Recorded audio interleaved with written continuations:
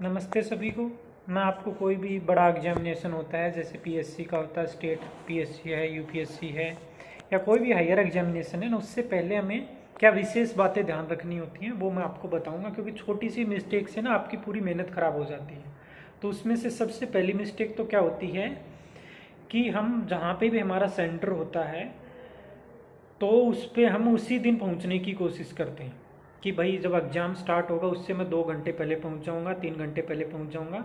ऐसा नहीं करना है, ऐसी हरकत बिल्कुल नहीं करनी है। क्योंकि जिस भी आप मोड से आप जा रहे हो, बस से, ट्रेन से, खुद की गाड़ी से, सब में प्रोबेबिलिटी है लेट होने की, है ना। क्योंकि हमें रोस्ट को भी दिमाग में लेके चलना होता है कि ऐसा भी हो सकता है। तो पहले दिन अपने सेंटर के पास में अपना जो रूम है वो ले लीजिए और वहाँ पे आराम से रिलैक्स कीजिए। ऐसा नहीं करना कि भाई आप उसी दिन जा रहे हो, तो वो बहुत बड़ी मिस्टेक हो सकती है। पहला तो ये अवॉइड करना है। दूसरा क्या करना है कि आपको जो एग्जामिनेशन वाला दिन है, सपोज करो सुबह 9 बजे पेपर है या फिर दोपहर को 2 बजे पेपर है, तो सुबह सारी मेहनत नहीं लगा देनी है। मतलब खास करके जो फीमेल कैंडिडेट होते हैं वो ज़्यादा करते हैं कि भाई मैं सारा ही आज ही पढ़ दूँ, सब कुछ जो एक साल में जो करना था वो मैं भी कर दूँ। मैं इसके ऊपर अगर कोई आप स्टडी करना चाहे तो स्टडी भी कर सकते हो। इसका 100% आपके ऊपर नेगेटिव इम्पेक्ट ही आएगा। क्योंकि आप कोई नई चीज़ देखोगे, ऐसा तो पॉसिबल है नहीं कि भाई आप 2 घंटे में, 3 घंटे में सब कुछ वो कर दोगे। क्योंकि उस टाइम पे माइंड को मैक्सिमम रिलैक्स होने की ज़रूरत होती है और आप क्या करते हो, उसको मैक्सिमम स्ट्रेस दे देते। तो ये आपको नेगेटिव इम्पैक्ट देगा आपकी स्टडी के ऊपर। बिल्कुल बिंदास होके आराम से थोड़ा आधा घंटा पढ़ना है तो पढ़ ली। कोई भी बड़े से बड़ा एग्जामिनेशन हो, मैं अपनी बता रहा हूँ, मैं कभी ऐसी हरकतें नहीं करता। एग्जामिनेशन वाले दिन ज़्यादा से ज़्यादा आधा घंटा पढ़ लिया, 1 घंटा पढ़ लिया, बस वो थोड़ा सा कंसंट्रेशन उधर लाने के लिए। बाकी आपको कंटिन्यूस ये जो एग्जाम के बाहर भी बुक लेके खड़े, ना ना ना, ऐसा वो बुक को जहाँ पे आपका रूम था वहीं पे छोड़ के आ जाइए, घर था वहीं छोड़ के आ जाइए। लेकिन ऐसा नहीं करना, ये नेगेटिव इम्पैक्ट देगा।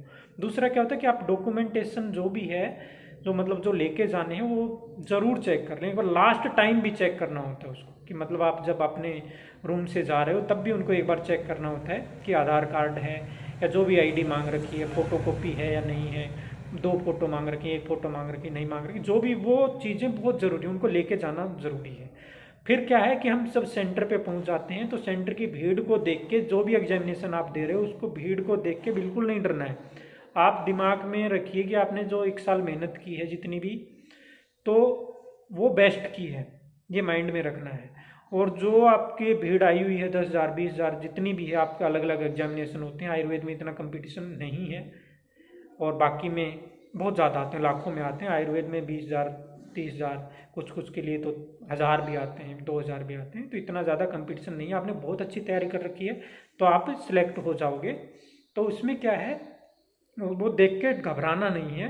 क्योंकि उसमें से 10,000 की भीड़ में से 1,000 बंदे ऐसे हैं, 1,000 भी ज़्यादा बोल दिए मैंने, 500 ऐसे हैं जो बहुत अच्छे से पढ़ रहे हैं। बहुत बार देखते हैं कि विद्यार्थी उसके ऊपर लेट जाके सेंटर के ऊपर फिर परमिशन मांगते हैं कि हमें अंदर जाने दीजिए, है ना। फिर उनके टीचर उनको सपोर्ट करते हैं कि भाई अंदर जाना। भाई गलत हो तो सपोर्ट तो सवाल ही नहीं होता आपको, है ना। आप क्या करोगे अगर आप अपने टाइम पे नहीं पहुंच पाए तो आगे क्या करो। सपोज करो आपको अलाउ भी कर दिया, आपको अंदर जाने के लिए अलाउड कर दिया एग्जामिनेशन सेंटर के, फिर भी मैं गारंटी लेता हूँ कि आपको एग्जामिनेशन पे पूरा नेगेटिव प्रभाव दिखेगा। समझ गए ना, पाल्पिटेशन हो जाएगी, ठीक है, स्ट्रेस बढ़ जाएगा। तो ऐसी हरकतें करनी ही क्यों। तो आपको क्या करना है, टाइम पे पहुंचना है, सही काम करना है।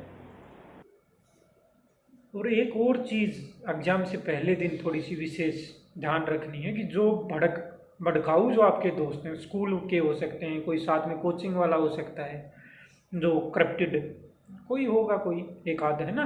तो उनको पूरी तरीके से अवॉइड करना, कोई बात नहीं करनी। जो कुछ बोलते हैं ना कि भाई वो कि मैंने तो सुना है भाई इसमें तो ये वो क्या नाम है, चीटिंग चल रही है, मैंने तो सुना है कि भाई ये एग्जाम पैसे में हो रहा। भैया पैसे में हो रहा हो, किसी में हो रहा होगा, मेरा मेरे दिमाग से होगा, है ना, मेरी मेहनत से होगा।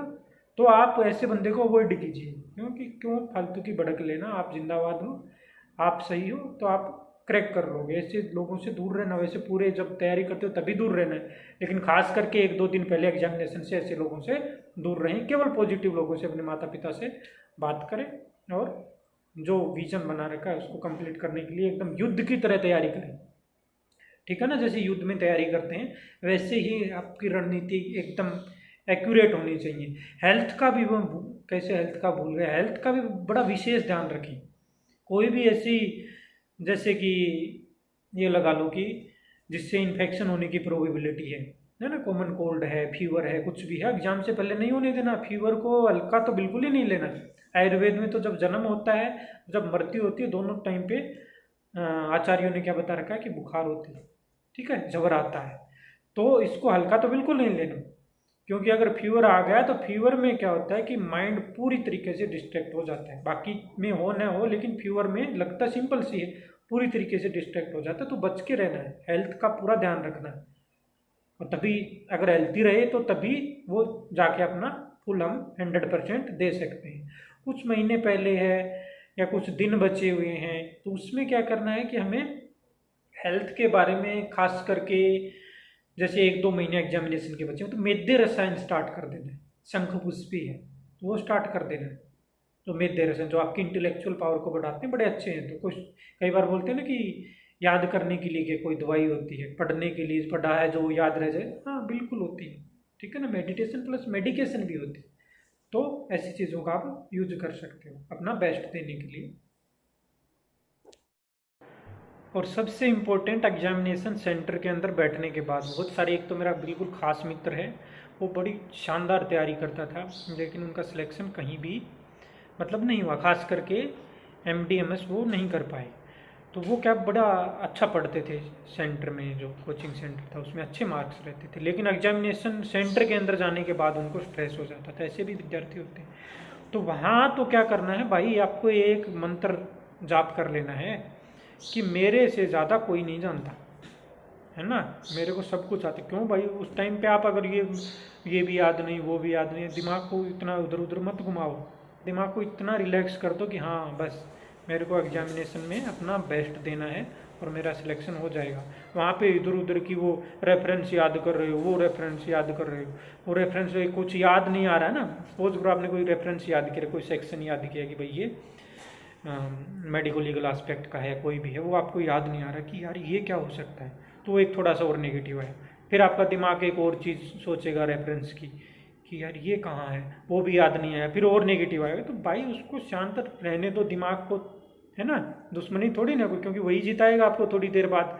इतना रिलैक्स रखो। मैं मेरी छोटी सी बताता हूँ, एक UPSC का एग्ज़ाम था जिसमें मैंने रिटर्न क्वालिफाई किया था 2016 में।